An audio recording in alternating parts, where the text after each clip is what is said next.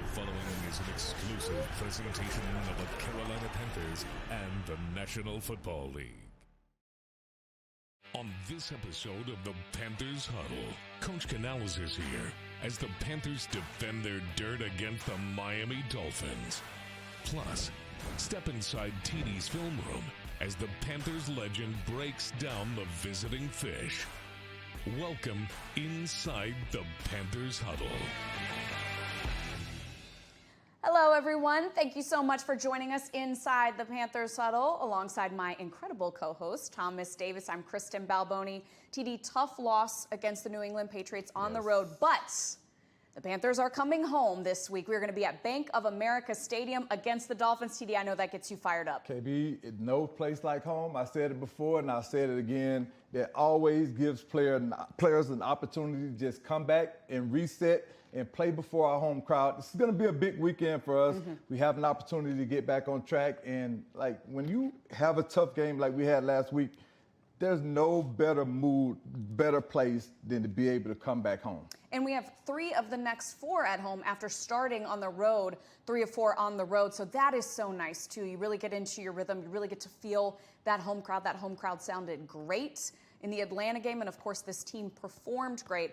Let's take a look now at the Dolphins. Of course, really tough news for Tyreek Hill with that knee. He's going to be out the rest of the season. So, but now you are game planning for a different team, TD. So what does that look like? Who are the Miami Dolphins without Tyreek Hill? KB, definitely hate to hear the news about Tyreek Hill. I mean, devastating injury, as you can see. You know, never seen a guy that excited about getting hurt. He seemed like he was just pumped, like, just giving his family assurance. But like you said, they are without a doubt, no question, a different team when he's not on the field. You have some guys in the league that can stretch the field like him. Only one other guy that can stretch the field like him, and that's Xavier Worthy, because the level of speed that they bring to the field is unmatched. So whenever you have a guy like that and you take him off the field, now you can lock in and focus on the other weapons. And the Dolphins definitely have other weapons that we're going to show you on the film room later on. But without a doubt, this is still a dangerous offense. So Tyreek Hill not in the mix definitely makes a difference, though, KB. Yeah, absolutely. I'm sure the coaches are game planning for that. Now, however, it is that time of year where injuries abound, unfortunately. The Panthers are dealing with injuries of their own. In addition to some of the ones we saw last week, DJ Wanham was out last week, Pat Jones, so those are your edge rushers. On offense, David Moore, after that early injury last week, is now on IR, as is Chandler Zavala. TD, that means that the Panthers are starting their 3rd right guard in Brady Christensen. How do the Panthers rebound from these injuries? Listen, one of the things that we talked about all offseason and last year was the job that Dan Morgan did and solidifying this offensive line and bringing that entire group back. So we have a ton of confidence in the guys that we have in this room. We know without a doubt, whenever we have guys go down, we have guys that have proven themselves to be able to come in, step up, and play at a high level. So I'm not that concerned about that position. But one thing's for certain, we cannot lose anybody else on the offensive line because, we're getting very, very thin at that position, a position that we was extremely strong at in the beginning of the season. But right now, what this does, though, with the guys that have gotten banged up, you talked about Moore being out. One of the things it does, it gives other guys an opportunity to step up and play. So hopefully, we'll get an opportunity to see guys like Jimmy Horn. Well, let's talk about him because according to Dave Canales, we will get that opportunity to see Jimmy Horn Jr. Talk us through what makes him special and how you would use him, TD. Is it special teams? Is it in the passing game? Listen, I would use him every opportunity that I get, but it would definitely start out on special teams, giving him a chance to be that returner, be that dynamic player with the ball in his hand, but also in the offensive side of the ball, getting him the opportunity to have the ball in his hand, quick screens, deep balls down the field. He's a quick twitch guy. He's a guy that can make guys miss. And I talked about Tyreek Hill's speed. He's another guy that has not that kind of speed, but close enough to make a difference when it comes to stretching the field. So I'm absolutely looking forward to seeing what he's able to contribute any opportunity that he gets on the field this weekend. Close enough to Tyreek Hill is pretty darn fast, Exactly. right? We are gonna be watching him. It's almost like he runs in fast forward sometimes. Listen, we just love the competitiveness that this kid brings, man, because he goes out and he competes at a high level, and that's something that in a young player you love to see it. Speaking of another young player that's going to have the opportunity to step up, we expect to see Xavier Legette play in this game. He's missed the last two with a hamstring injury, but it's trending in the way that we will see him again. TD, not the best start for him when he was able to play. So what do you want to see from him in this game? Listen, that's one of the toughest things as a player after you have a rough game or a rough start to your season, to get injured after that and listen to all the criticism, listen to all the noise, and not be able to go out and right your wrongs and correct some of the things that you didn't do as well, some of the things that you're being criticized for. But now he has that opportunity right here in front of our fan base. And we talked about competitors. We know that Xavier is a competitor. We know that he's going to go out. He's going to give his all to this team. And I'm just looking for a great performance for him. And I know that it's in him. He's the first round pick. He's the guy that we put a lot of stock in and we believe in the Carolinas. So we know that he's going to respond in a big way. I feel like he's going to respond in a big way, and I'm looking forward to seeing what he does this weekend. That's a great point. We have seen him have those games that have been really impressive last season, so it feels like he's due for one. Absolutely, absolutely, without a doubt. That's the way you come out and you calm the noise. You come out, you have a strong performance, you do the things that you're expected to do, you execute the offense. When it comes time for you as a receiver to block, you being physical, you blocking guys that are in front of you that are your assigned guys to block. And when it's time for you to catch the ball and toe tap, you do that. Like it's simple. You learn from the mistakes that you made early on, and you don't allow them to repeat themselves. All right, I'm looking forward to that. All right, we've got a lot coming, including TD going to the board to break down more about Miami. But first, let's hear from what this team had to say about this matchup with the Dolphins. And so that's kind of how I was prepared, the last few years, and it's no different than when you are starting this league. You never know when your number's going to be called, so you got to be ready to go. It seems like your teammates are excited for you to get this opportunity finally. Do you feel that? Yeah, I feel it. They happy for me. They ready to see me get out. Is there any pressure that comes with that? Nah, I apply pressure. I don't let pressure apply me. That's a good line. Where'd you get that? It just come off my dome. This past week, we got 2 receivers down, so it was just 3 of us out there. And, it's hard, but that's just part of the game. We can't control who gets hurt and how they get hurt, and just we just got to go out there and ball. We got a chance to go out there on the field, and we got to make the most of it. I want to prove to the fans and all that, whoever the doubters is out there, whoever think I ain't it. Yeah. But other than that, man, that's a whole nother story. I ain't gonna talk about all that. Yeah. Coming up, Kristen Balboni sits down with Coach Dave Canales as the Panthers return home to play the Miami Dolphins on the Panthers Huddle. This exclusive presentation of the Carolina Panthers Television Network is brought to you in part by Bank of America, the official bank of the Carolina Panthers. Back here on the Huddle, joined now by Panthers head coach Dave Canales. Coach, after that loss to the Patriots, you got up on the podium and you said, I know the effort is there. I know that the physicality and excitement are there. It's the execution. So what does that look like in practice? What has that looked like in practice in terms of writing that execution? Build off our processes. It's about the work we put in, trusting that the work is good, trusting that we're prepared, playing our assignments, making sure that we're doing our job first. If something happens and a person gets beat, don't try to make up by helping. Just do your job. We'll fix it from there. So we have to have continued execution really in all 3 phases from this last game, where there were breakdowns of guys trying to do too much outside of their own responsibility. It's hard enough. Just do your job, and we'll trust that. And it all starts in practice. It starts at the trust factor of knowing what to do. We put two solid weeks of practice together where the communication is really trending in the right direction of what we want to see. The adjustments, the execution, the timing, and all those things are coming together. One week we see it come alive. The next week we don't execute. We have to be consistent about that.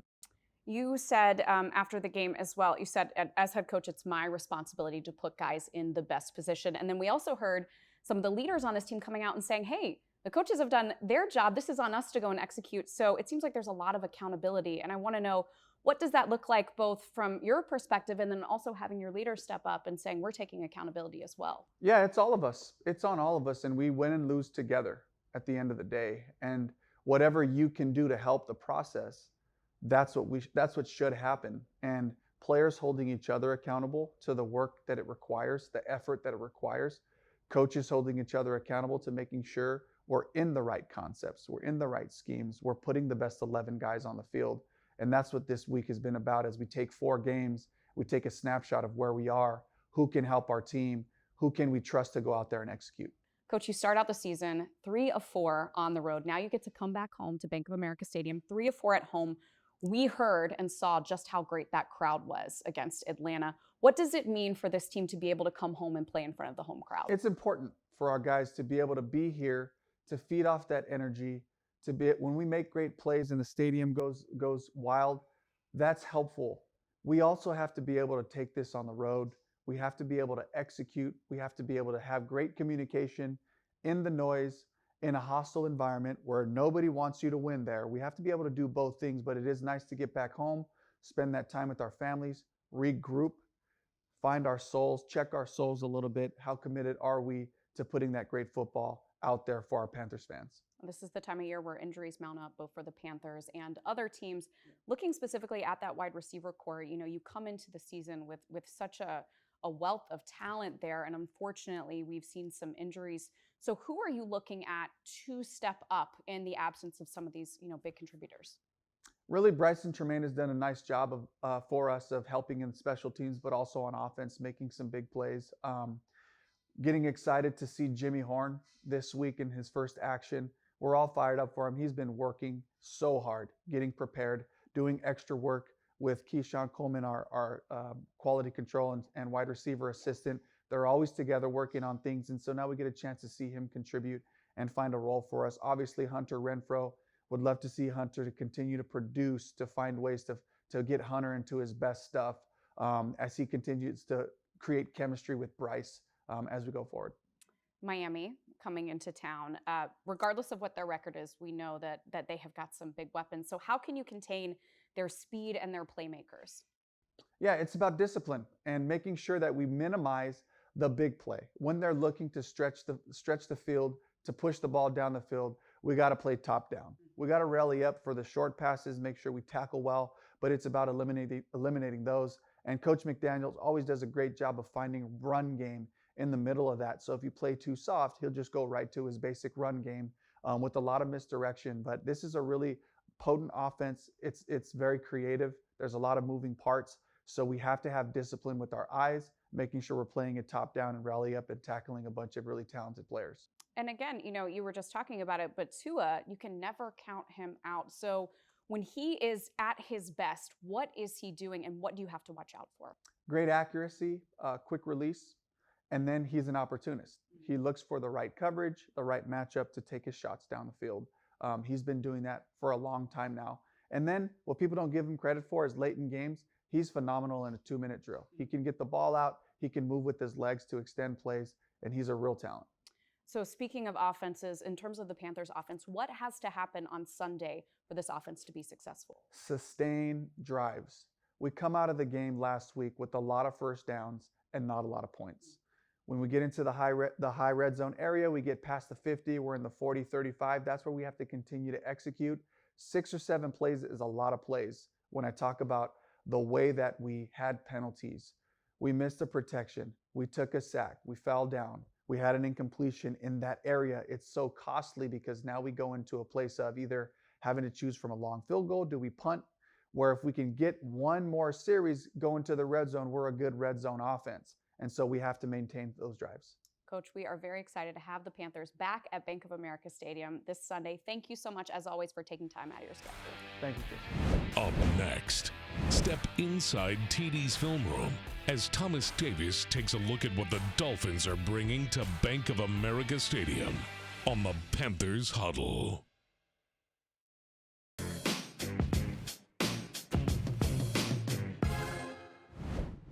We We are here inside TD's film room. TD, we're, of course, talking about the Dolphins right now. We talked about that injury to Tyreek Hill.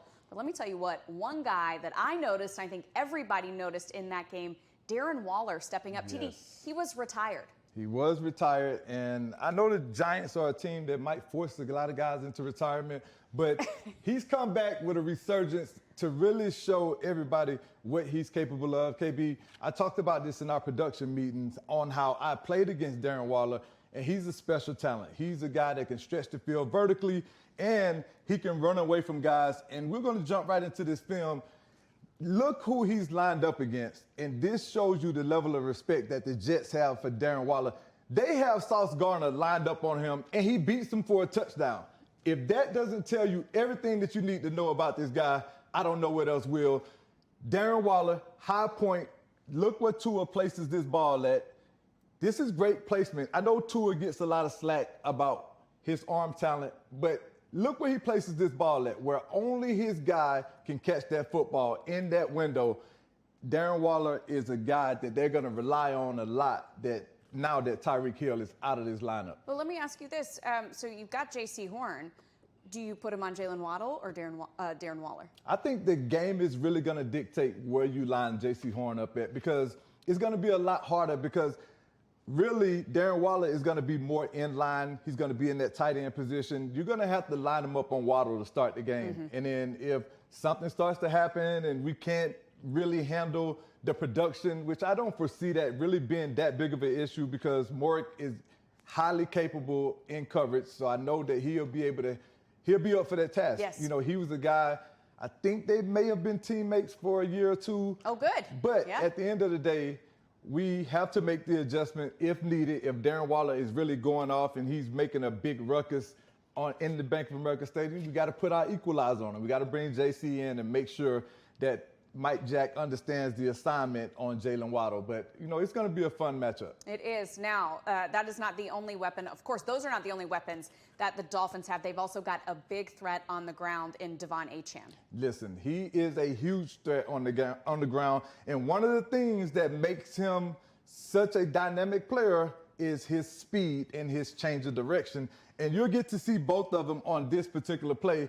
Right here, he's going to have – just watch this play right here. This play is not designed to go where Achane took it on this play, but he's a smart player. He understands when things break down. Right now, this play is designed for him to follow this fullback to this left side. If you watch this play in the way that it's set up, right now the fullback is getting ready to loop around, and Achane is supposed to follow him right off of his hip. But things break down, and what does he see? He sees this hole, and he knows that his speed would get there before this linebacker could ever get to that spot.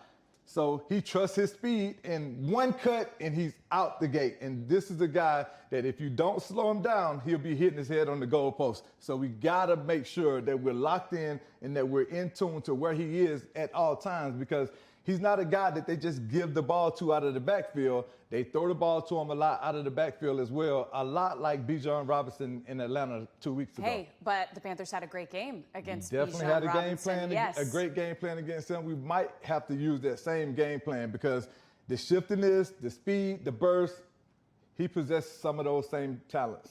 Defensively, TD, where do the Dolphins excel? They excel without a doubt, KB, on the edge. And it starts with Phillips and Chubb. Those two guys, you have to understand and know where they are at all time, because they wreak havoc on your offensive line and on your quarterback. And if you don't get these guys blocked up, this is what can happen to you. It's a meeting at Josh Allen right here for these two guys. And, you know, pick your poison on who gets them down. So we got to make sure we do a great job of understanding where Chubb lines up and where Phillips lines up, because they're screaming off their edge to get to the quarterback. So that's going to be a huge task for our offensive line, but I know without a doubt they'll be up for the task. And, you know, we'll be right here in Bank of America Stadium, so we'll be able to control the noise. They won't be able to, you know, jump or guess the snap count. So that'll be some of the things that we can utilize to slow those guys down. Absolutely. It is always great to get your perspective and watch film with you inside TD's film room. All right, we're going to take a quick break, but when we come back, TD is going to let everyone know what he is looking for and expecting in this game. And as he just said a minute ago, it might have something to do with that home crowd advantage. We'll be back after this.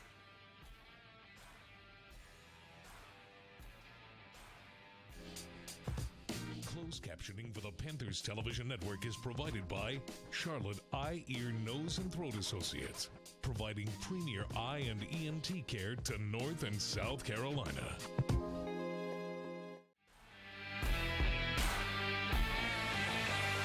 It's time now for our Coke Spotlight. TD, I'm going to go ahead and go first because I know you've got something to say.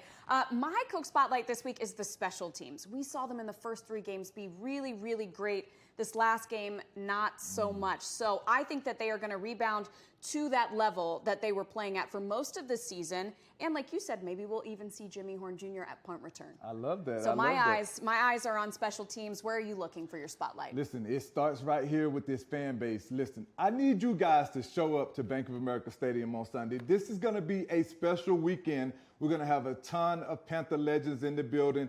Come out, show them your support, show them how much you love and appreciate them, and let the Dolphins know how loud Bank of America Stadium gets. And it starts with you guys. We know you want wins. We know you want this team to be successful, and it starts with you. Bank of America Stadium this Sunday, 1 o'clock. See you there. Keep pounding. Let's go. You've been watching the Panthers Huddle, a copyrighted presentation of the Carolina Panthers and the NFL.